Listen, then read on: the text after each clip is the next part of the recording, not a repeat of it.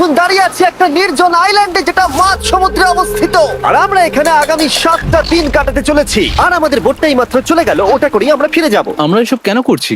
মজা করার জন্য। এখানে প্রাকৃতিক সৌন্দর্যের অস্তিত্ব থাকলেও গত 250 বছর ধরে এখানে কোনো জনমানবের অস্তিত্ব নেই।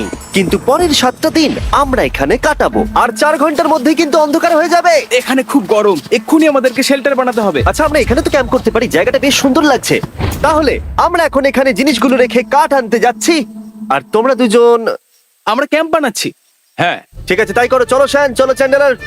কি করে ক্যাম্প বানায়? আমি জানি না। আর তাই আমরা তাড়াতাড়ি কাজ শুরু করে দিলাম, কিন্তু আমাদের সাবধান থাকতে হচ্ছিল, কারণ তোমার উপরে পৃথিবীর সব থেকে বিপজ্জনক গাছ রয়েছে, যেটা কাটলে খুবই বিষাক্ত আঠা বের হয়, যা তোমাকে প্রাণে মেরে দিতে পারে। তাহলে আমরা এখানে কেন দাঁড়িয়ে আছি? আর ওদিকে নোলান আর ম্যাক আগুন জ্বালানোর জায়গা তৈরি করছিল।